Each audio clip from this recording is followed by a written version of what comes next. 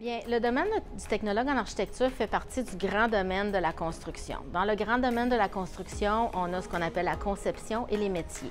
Donc, le technologue en architecture fait partie du domaine spécifique de conception. Dans ce domaine-là, ou ce sous-domaine-là, si vous voulez, il y a plusieurs expertises. Donc, on a le design, on a le dessin d'exécution. Donc, pour faire des beaux dessins, bien, on a aussi toute la science du bâtiment, donc comment ça se construit à l'intérieur. On a des cours d'estimation, des cours de réglementation, code du bâtiment. On a aussi des cours en ingénierie dans les différents systèmes d'ingénierie. Bon, c'est pas pour faire des ingénieurs de nos étudiants, mais on converse avec tout ce beau monde-là. Donc, il faut qu'on soit capable de parler le même langage. On a aussi des cours de mathématiques d'appoint, on a des cours de projet de synthèse, on a des cours de langue, puis les cours de langue sont vraiment faits pour être appliqués effectivement dans le domaine. Fait que c'est vraiment la beauté du système d'éducation à la Cité. Donc, il y a beaucoup d'appliqués. Et puis, en tout et partout, là, on intègre tout ce qui est bâtiment durable, les différents systèmes qui existent. Fait que c'est très vaste, là. Fait que tout le monde peut trouver sa place chez nous, là. Bien, de façon générale, ça te prend ton diplôme d'études secondaires, évidemment. Certains cours de mathématiques. Évidemment, les maths peuvent différer d'une province à l'autre. Donc, je vous invite d'aller voir notre guide là, sur le site de la Cité et vous allez avoir tout le descriptif des cotes là, dépendant de la province et autres, là. Donc, un étudiant adulte qui serait considéré un candidat adulte qui n'a pas un diplôme d'études secondaires peut être admissible dans le programme en faisant des tests de compétences. Donc, il y a une place pour tout le monde.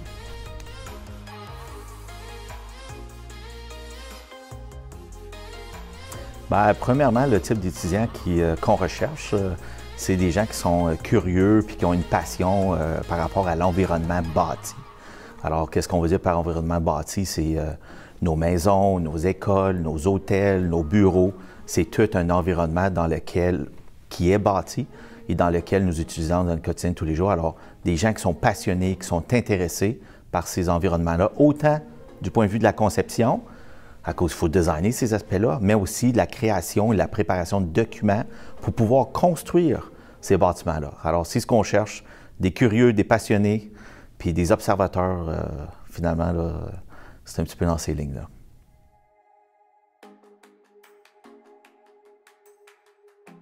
C'est un programme basé sur 3 ans.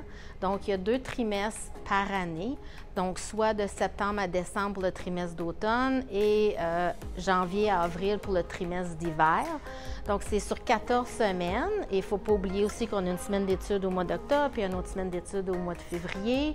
Et puis, le nombre d'heures va varier entre 16 à 24 heures par semaine, dépendant du semestre. Parce qu'au début, il y a un petit peu plus d'heures de cours, mais plus vers la fin, étant donné que c'est de la synthèse, donc les étudiants travaillent sur des plus gros projets, il y a un peu moins d'heures de cours, mais ça demande quand même à l'étudiant de faire des devoirs, ses recherches et tout là, à l'extérieur des heures de cours.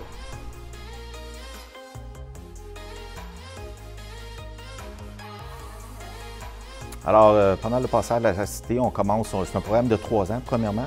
Alors, la première année, on va se concentrer sur le résidentiel, ossature de bois, conception, dessin pour construire ce type de bâtiment-là. Alors, c'est principalement le résidentiel. Plus qu'on va avancer en deuxième année, entre les deux, première et deuxième année, on rentre dans le multilogement. Deuxième année, on est dans les bâtiments style commerciaux, institutionnels, où ce qu'on traite plutôt la construction en acier, en béton. Et finalement, en troisième année, on va, entre autres, au semestre d'automne, on a un cours où on rentre dans l'existant. L'existant pour la rénovation, l'agrandissement. Alors, ça varie, les projets. Et finalement, à la 6e étape, là, on a un cours d'atelier de projet. Et là, c'est une nouvelle construction, un projet beaucoup plus d'envergure qui nous emmène à la fin avril, à chaque année, dans la mesure du possible, bien sûr. On a une exposition annuelle pour ouvrir au public. Alors, les gens sont invités à venir apprécier les projets des étudiants. Entre autres, ici, on a des exemples du type de projet qu'on y retrouve.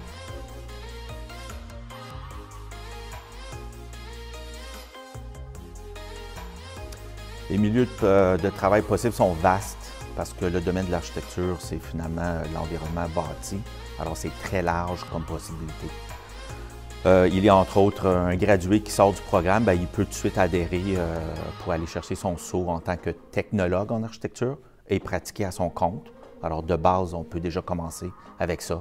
Ça permet un certain champ d'expertise résidentiel, petit commercial, entre autres, pour la conception, documents de construction, ainsi de suite. On a aussi la possibilité d'aller travailler dans des bureaux d'architectes. Alors, normalement, c'est les bureaux d'architectes qui recherchent des technologues en architecture dans leurs équipes, mais aussi la possibilité d'aller dans des bureaux d'ingénierie pour le dessin, la préparation des dessins de construction, et ça va encore plus large que ça. On peut parler du municipal. Quand on va faire une demande de permis de construction, normalement, ceux qui sont en arrière du comptoir, c'est entre autres, ça peut être des technologues en architecture. Alors, tu as le municipal, tu as le provincial, tu as le fédéral. Le fédéral, toute la gestion du parc immobilier fédéral, l'aménagement des espaces de bureaux. Alors, il faut des technologues, entre autres en architecture, pour faire autant les relevés des bâtiments existants, faire l'aménagement, faire les dessins pour la construction, faire même la surveillance pendant les chantiers.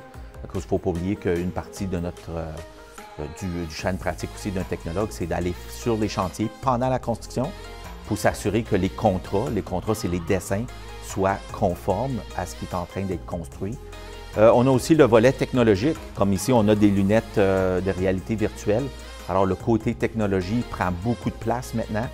Alors on peut faire de la visite de bâtiments avec les lunettes dans la réalité virtuelle. On peut même aller dans la réalité augmentée. Alors pendant les chantiers, on peut avoir des lunettes puis en temps réel voir notre projet sur le site et voir que, OK, ici, il y a tel tuyau qui va passer, il y a tel mur qu'on va avoir, telle porte. Alors, virtuellement et en vrai, alors c'est de la réalité augmentée. Alors, c'est très, très large. On peut avoir des gens qui vont aller plus dans la conservation des bâtiments, le côté patrimonial. Il y a des gens qui vont être en gestion de projet. On a des étudiants qui ont même poursuivi les études pour faire du design et de la construction, alors des entrepreneurs. Alors, ils font le design build qu'on appelle. Alors, c'est tellement vaste la possibilité, puisque finalement, l'architecture chapeaute tous les bâtiments et tous les espaces dans lesquels on vit, on grandit et finalement qu'on apprécie dans le quotidien tous les jours.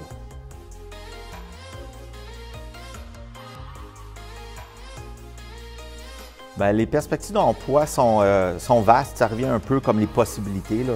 Les perspectives d'emploi, c'est la même chose. Si quelqu'un a une flamme d'entrepreneur, il peut partir à son compte.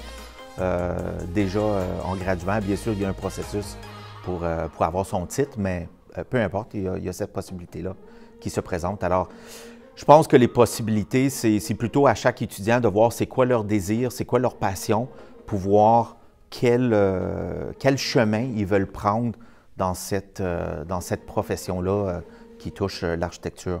Mais honnêtement, dans les perspectives d'emploi, on peut avoir des gens qui se concentrent sur la conception. On peut avoir des gens qui sont plus techniques et se concentrent sur les dessins de construction, les dessins techniques.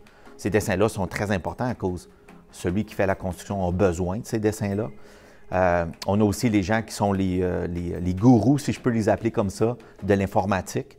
Alors, qui sont calés au niveau de l'informatique, qui ont des passions sur l'informatique. Alors, ils vont utiliser des logiciels et ils vont appuyer les équipes au niveau de logiciels, au niveau des technologies, la réalité virtuelle. Un terme qui revient souvent, c'est le terme BIM qu'on entend. Alors, ça aussi, c'est des choses que des gens peuvent cheminer dans cette niche-là. Il y a aussi, bien sûr, toute la question de gestion de projet, qui est un autre volet ultra accessible.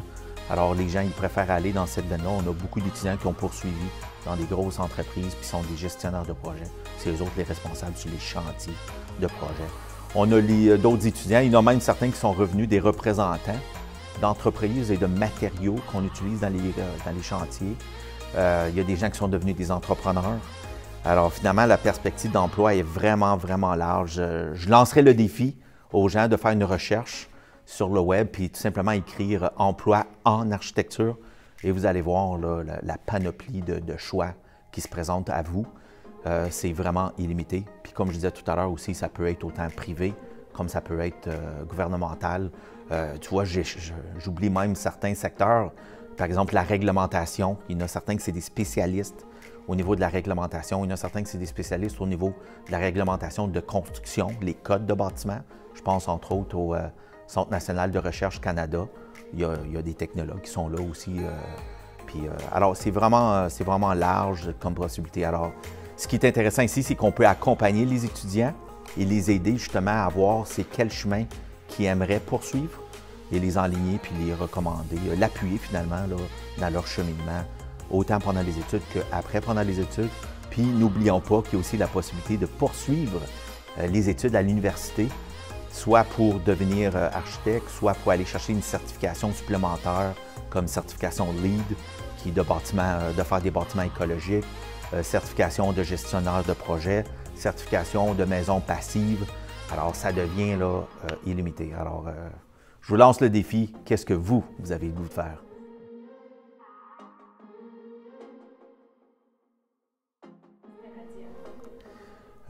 Oui, il y a une reconnaissance parce qu'il ne faut pas oublier que il y a de la réglementation nationale, puis après ça, provinciale, et même aller jusqu'à municipale. Il y a des règles qui sont différentes, genre à Montréal par rapport à Toronto, par rapport à Ottawa, etc. Alors, on peut aller jusqu'à cette petite échelle-là. Mais à la fin de la journée, tout le monde qui a une formation en technologie de l'architecture, il y a moyen, et c'est reconnu dans les autres provinces et ailleurs dans le pays. Et je pourrais même dire dans certains endroits ailleurs dans le monde aussi, il y a une certaine reconnaissance. Parce qu'à la limite, on respecte la réglementation municipale, provinciale, mais aussi nationale. Nous, on est un peu chanceux à la Cité puisqu'on est entre deux provinces. On est entre l'Ontario et le Québec. Alors, on cherche à plonger les étudiants dans les deux provinces. Et aussi, étant donné que c'est un collège franco-ontarien, nous, on n'a pas de problème d'être bilingue, si on peut le dire comme ça. Alors, on va enseigner les étudiants, puis on va sensibiliser les étudiants par rapport à l'anglais, par rapport au français, par rapport à la réglementation de l'Ontario, par rapport à la réglementation du Québec, par rapport aussi au Code national du Canada. Alors, pour pouvoir faire ça, c'est que justement, il y a une reconnaissance à travers les provinces. Oui, c'est quand on va chercher le titre, il y a des particularités de chaque province. Alors, ça, c'est tout simplement de respecter la particularité à cause de chaque province a leur propre loi, mais il y a une reconnaissance nationale.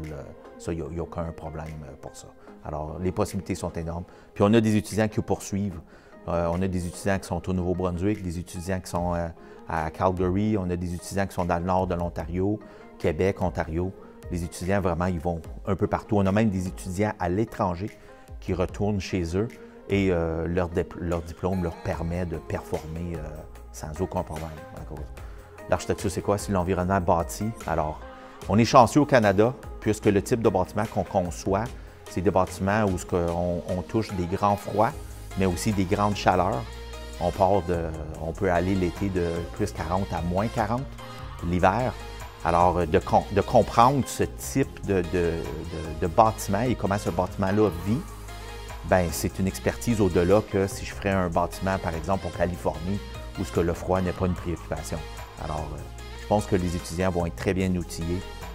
Et oui, il y a une reconnaissance à travers le pays.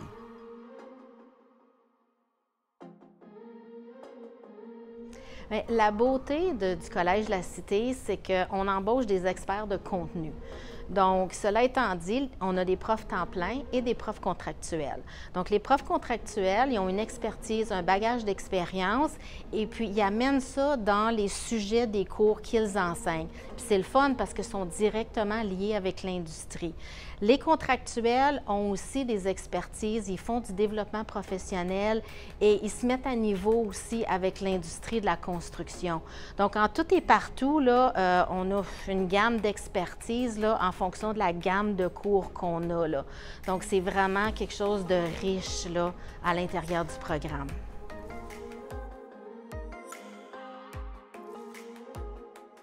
Ça, c'est que l'architecture, c'est un style de vie. Donc, c'est pas une job, c'est une extension de ta personne. Puis c'est un domaine que je dirais aussi qui est inclusif, parce que tout le monde peut se retrouver dans le domaine de l'architecture. Bien, le mot que je pourrais leur dire, c'est ayez pas peur. La question qui revient souvent, est-ce que je dois savoir comment dessiner? Est-ce que je dois être bon en maths? Je suis bon dans j'ai pas bon dans les arts? Écoutez, c'est tellement vaste comme domaine que je pense que chacun peut trouver sa place. C'est vraiment de comprendre c'est quoi qui vous alimente, c'est quoi votre passion finalement. Et ce que je pourrais vous dire, c'est que je pourrais vous lancer une invitation, puis ça serait de venir contribuer à concevoir et bâtir les espaces du futur.